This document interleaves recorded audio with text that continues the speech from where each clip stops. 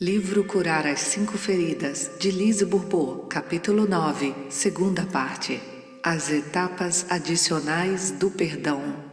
Nas situações que vives repetidamente envolvendo uma outra pessoa, se a tua cólera aumenta progressivamente e a dor é mais intensa e dura mais tempo, isso indica que a situação e a pessoa em questão tocam profundamente uma ferida. Será necessário que você faça etapas adicionais a fim de poder chegar a observar a ferida. São as etapas do verdadeiro perdão. Este é evocado na maior parte dos meus livros, nos meus workshops e nas minhas conferências, porque é essencial para inverter completamente a situação. Os seus efeitos positivos parecem milagre. Em Escuta o Teu Corpo, tivemos a oportunidade de ouvir milhares de testemunhos e pudemos constatar os efeitos benéficos de cura física, emocional e mental do perdão.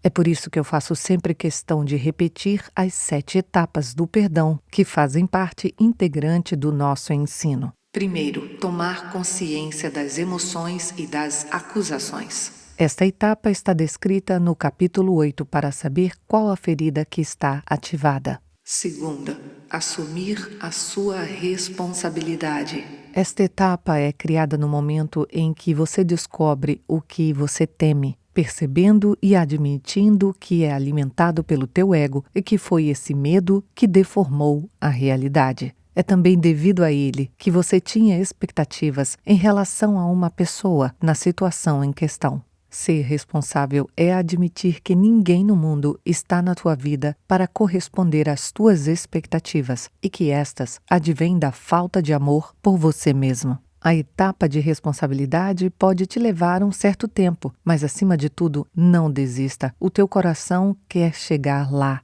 Quanto mais forte a ferida, mais força o ego ganha e mais esforço é preciso para ver a situação com os olhos do teu coração. Terceiro, reconciliar-se com o outro.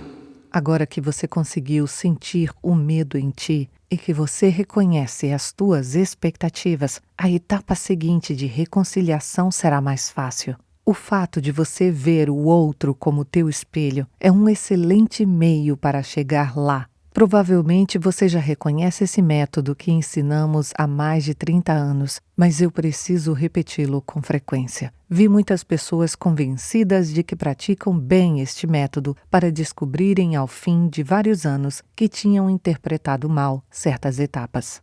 É evidente que seu ego lhe está iludindo, porque tem um medo terrível de desaparecer se elas concretizarem todas as etapas sugeridas. Para ajudar a entender melhor e a interpretar o método do espelho, retomemos um dos exemplos anteriormente citados. Eu estou farto de repetir sempre. Me parece que o que eu digo é claro. Eu ouço melhor e eu estou mais atento e sou mais rápido para captar tudo. Vamos imaginar que Marie está farta de repetir tudo à sua filha Lucy. Marie está convencida de que a filha faz de conta que às vezes não a ouve ou que se esqueceu da mãe. Lucy está reativa à mãe porque acha muito injusto ser mais exigente com ela do que com o irmão. Se Marie quer viver esse tipo de situação sem ativar as suas feridas, tem de percorrer todas as etapas do perdão. Para cumprir a primeira etapa explicada anteriormente, é preferível que Marie se sente, se descontraia, respirando calmamente e beba água. Depois pergunte a si mesma como se sente, que acusações faz a filha na sua maneira de ser, de que é que tem medo em relação a si própria, e escreve o que lhe ocorrer.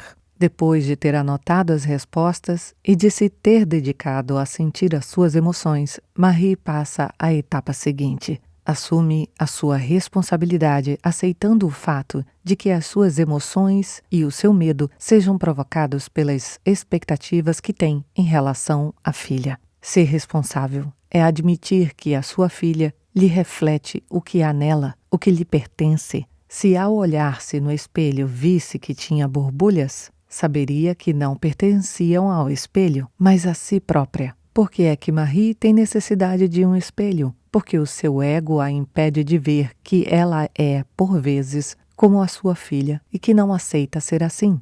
O ego está convencido de que o único meio para não sofrer é ver problemas de comportamento apenas nos outros e não em si. O método do espelho só pode se fazer com as acusações no plano do ser. Suponhamos que neste exemplo, Marie 1. Acusa a filha de ser injusta, egoísta e ingrata em relação a todos nos seus esforços. 2. Se sente rejeitada, depreciada, não amada. 3. Tem medo de ser julgada como má mãe, como má, etc. 4. Reconhece que tem grande expectativa de que sua filha lhe prove o seu amor. Apenas assumindo a sua responsabilidade é que Marie saberá que Lucy a acusa das mesmas coisas, que se sente da mesma maneira e teme também por si nesta situação. Irá perceber que a sua filha também tem expectativas e que reage de certa forma porque estas não são preenchidas. Para ter êxito nessa terceira etapa, a da reconciliação, Marie tem de ser capaz de se pôr na pele da sua filha e de sentir o que esta sente. Abrindo o seu coração, vai sentir muita compaixão por Lucy. Poderá então escrever: agora sei que a Lucy me acusa de ser injusta, egoísta e ingrata em relação a tudo o que ela faz por mim. Também ela se sente rejeitada, depreciada e não amada como eu. As suas expectativas também não são satisfeitas porque ela tem medo de ser julgada como má filha e má. Devo precisar que este método do espelho é muito sutil e que você deve estar atento às armadilhas do teu ego que quer inverter a situação. Quando alguém te faz um comentário ou uma crítica, seja ela construtiva ou não, você não deve lhe dizer que és o seu espelho e que deveria se ver através de ti. Este exercício é apenas para você praticar. Essa pessoa passa na tua vida para que você veja através dela e não o contrário. O teu ego é que quer que o outro se controle, em vez de ver o que você sente depois de uma crítica. 4. O perdão de si. É a etapa mais importante e aquela que garante que você nunca mais viva da mesma maneira esse tipo de situação com essa pessoa. Esta etapa é tão milagrosa que mesmo que a situação incômoda se repita, qualificamo-la de outra maneira e vivemo-la de forma diferente, sem dor. Por quê? Porque conseguimos vê-la com os olhos do nosso coração e não através do nosso ego e da nossa ferida. Para chegar aí, Marie deve simplesmente dar a si própria o direito de ter se zangado com a filha, sabendo que isso era causado pelo seu medo e pelas suas expectativas não correspondidas. Deve também admitir que, como as suas feridas não estão curadas, ela é, por vezes, como a filha. Neste exemplo, as feridas de rejeição e de injustiça estavam ativas em Marie e Lucy. Portanto, elas usavam as suas máscaras de escapista e da rigidez. Marie aceita assim ser humana, ter feridas que são facilmente ativadas. Admite que procura o amor da filha porque não se ama o suficiente. Quanto mais aprender a se amar e a aceitar que nem sempre é uma boa mãe, segundo as expectativas da filha, menos expectativas terá em relação a esta. Contudo, a aceitação de si não é necessariamente fácil. A razão principal desta dificuldade é que, ao assumirmos a nossa responsabilidade, ou seja, ao percebermos que o outro sofre tanto como nós, isso pode desencadear a nossa ferida da rejeição. Eis o que Canta poderia soprar a Marie. Você não é uma boa mãe. Você acusa tanto a tua filha e você é como ela. A Lucy tem, na verdade, boas razões para te rejeitar. Por que você não compreendeu antes que ela sofria tanto como você? Por que é que não percebeu mais cedo que ela existe para te refletir tal como você é? Você é mesmo um fracasso. Que má mãe! Se Marie continuar assim a conservar a sua máscara de escapista, irá se sentir cada vez pior. Não poderá ir até o fim das etapas, nem falar com a filha. Ao ser encorajado, o seu ego irá encontrar outras boas razões para não encetar o caminho da cura. É importante que Marie reconheça a sua humanidade, as suas feridas, os seus medos e que dê a si própria o tempo necessário para ultrapassar estas etapas e todas as outras. Pouco a pouco, ela conseguirá ter compaixão pela menina que existe no seu interior e que sofre o medo de não ser amada. Sentindo que esse medo a habita há muito tempo, ela não tem de dar uma desculpa por ter agido assim com Lucy. Saberá bem no fundo que não poderia agir de outro modo porque não tinha consciência desse grande medo. Quinto, fazer a ligação com um progenitor. Esta etapa ajudará a Marie a sentir mais o sofrimento da menina que há em si e a verificar o seu grau de aceitação depois da etapa anterior. A ligação deve ser feita com um progenitor que está na origem da ferida e que é do mesmo sexo que a pessoa com quem vivemos uma situação difícil. No caso de Marie, ela pode deduzir que o desentendimento com a filha reaviva as suas feridas da rejeição e da injustiça associadas à sua mãe. Quando ela conseguir sentir a que ponto teve medo de ser rejeitada e não amada pela sua mãe, o seu coração irá se abrir mais. Seguidamente, saberá que a sua mãe e ela viveram e vivem ainda o mesmo sofrimento que ela e a filha. Você pode reconhecer aqui o famoso triângulo da vida de que falávamos várias vezes neste livro. É muito provável que a sua própria mãe tenha sentido a mesma dor com a sua avó. De fato, enquanto não tivermos perdoado verdadeiramente, ou seja, enquanto não tenha havido aceitação incondicional, o mesmo problema se repete de geração em geração, porque ele é ocasionado pelas feridas não curadas. São as mesmas acusações, o mesmo sentimento, os mesmos medos, as mesmas expectativas.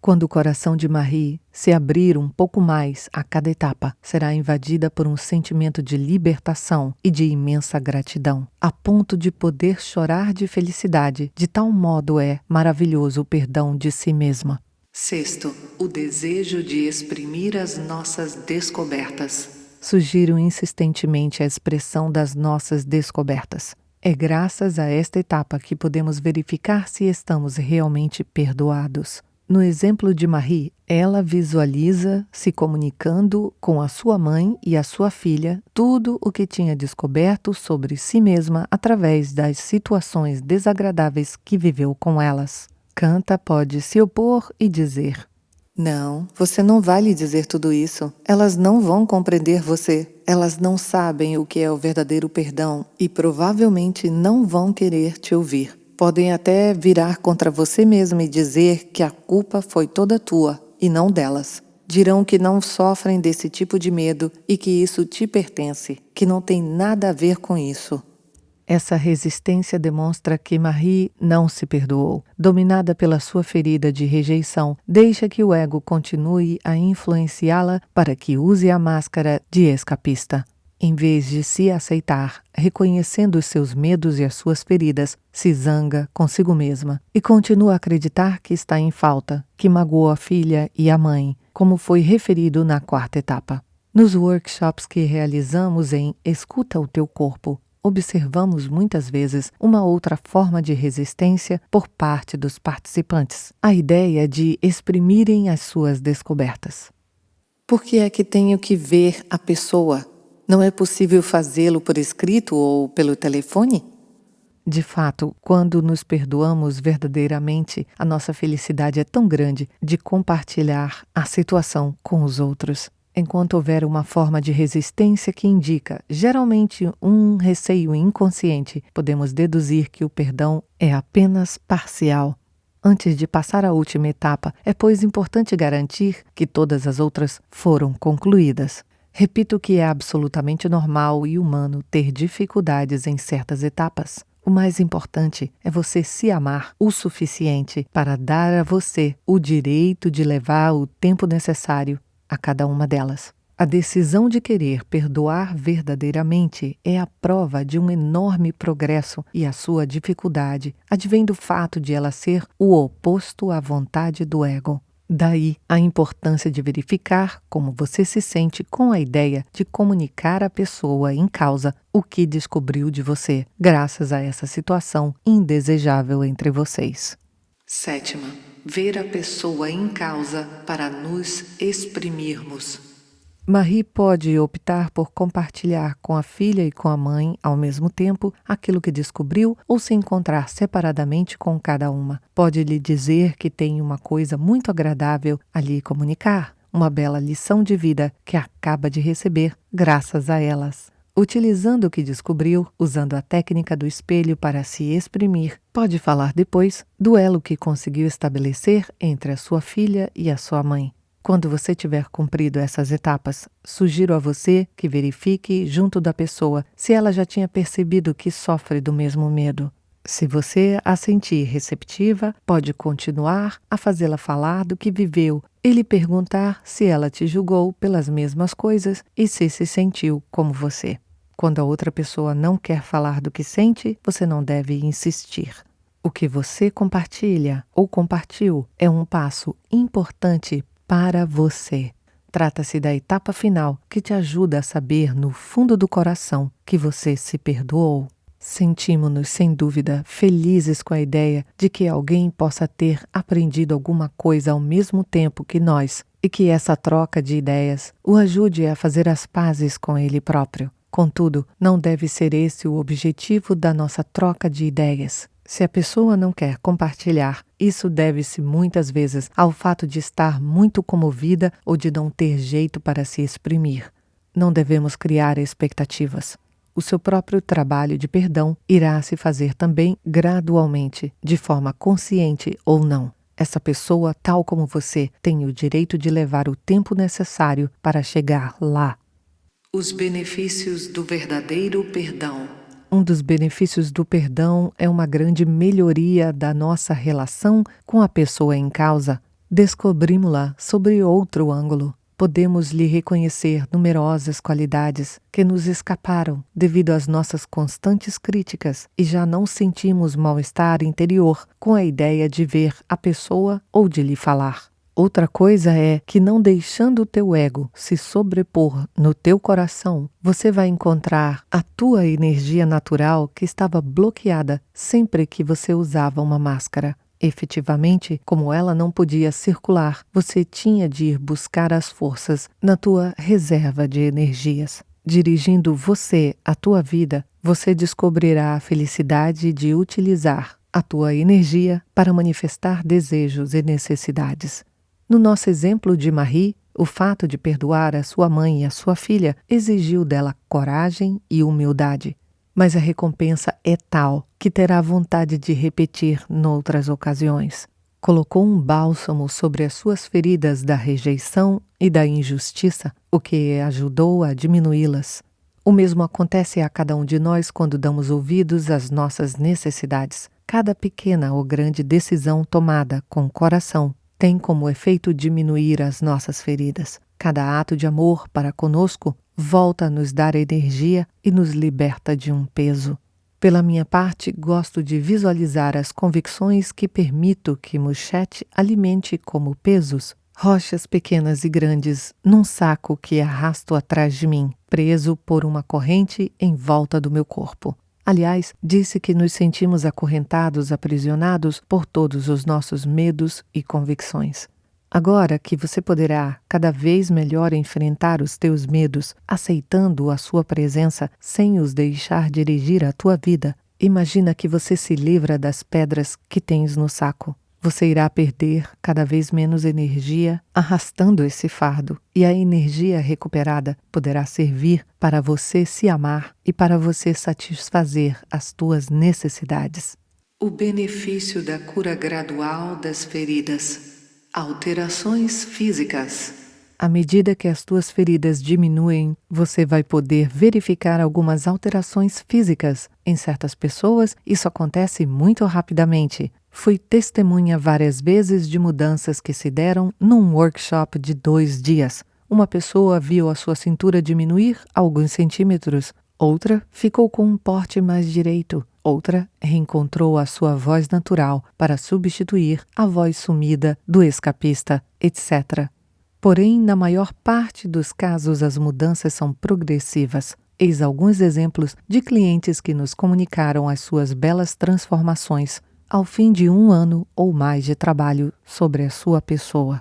Vários homens perderam volume nos ombros e no ventre, o que lhes proporcionou um corpo mais equilibrado, tal como as mulheres ao nível dos quadris e pelvis, ferida da traição.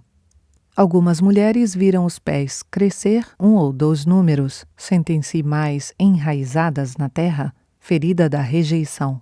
Outras ficaram com os seios e as nádegas mais firmes, ferida do abandono. Alguns homens tiveram um aumento no pênis, ferida da rejeição. Várias pessoas ficaram com mais flexibilidade nas articulações, feridas da injustiça. Outros têm um porte mais direito, ferida do abandono. Eis algumas mudanças que eu senti pessoalmente desde há vários anos.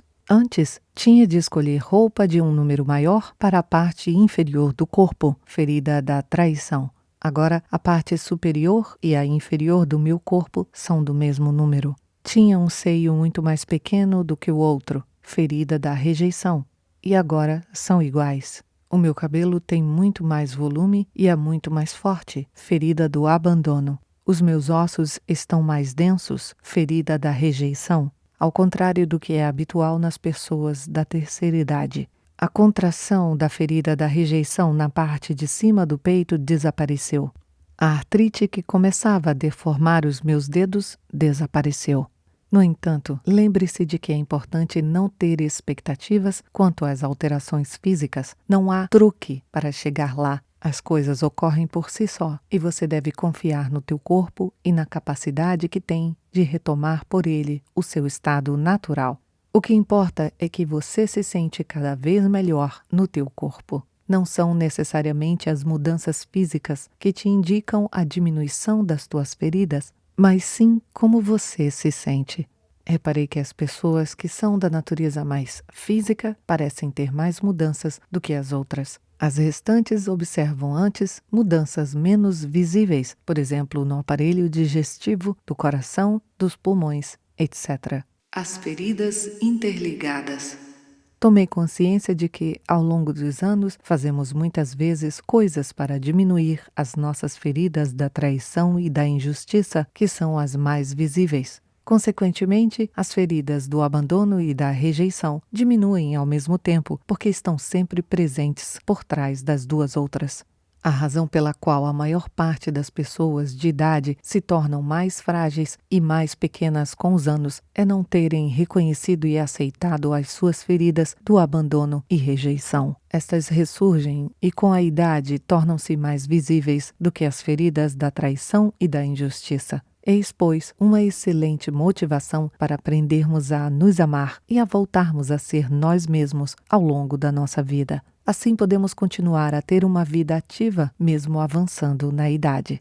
O desaparecimento das feridas. Me perguntam muitas vezes quanto tempo é necessário para deixar de ter feridas ou qual é o aspecto de um corpo sem feridas. Enquanto vivemos, sentimos emoções e medos associados às nossas feridas. Porém, devemos aspirar, acima de tudo, a não nos deixarmos conduzir por elas. Suponhamos que você tem um corpo mais direito e firme que indica uma ferida da injustiça. Se você não trabalhar ou trabalhar pouco o físico, com a idade o teu corpo sofrerá mal-estar e doenças decorrentes da rigidez, como por exemplo artrite, rigidez nos joelhos ou nas pernas. As tuas articulações ficarão mais anquilosas e você se arrisca até a sofrer de obstipação. Se, por outro lado, você executa diversas ações que te ajudam a usar menos frequentemente a máscara da rigidez, você terá a felicidade de verificar que os problemas referidos anteriormente ou desaparecerão se já sofrias deles.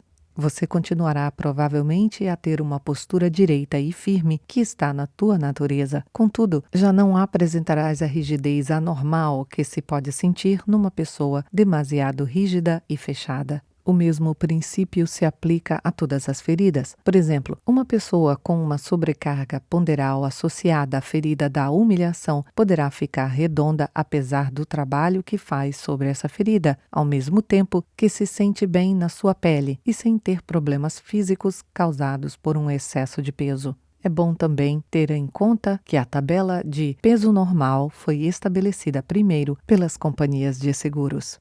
O que consideramos como normal foi estabelecido pelos seres humanos, não é necessariamente natural para toda a gente. Pessoas redondas ou cheias podem também ser muito ágeis, ter muita energia e levar uma vida que responde bem às suas necessidades. Elas se permitem ser sensuais e se vestirem com roupas que lhe ficam bem. Não tentam parecer mais magras nem enganar, mas escolhem cores em vez de usarem apenas preto e roupas adaptadas e não de medidas demasiado pequenas.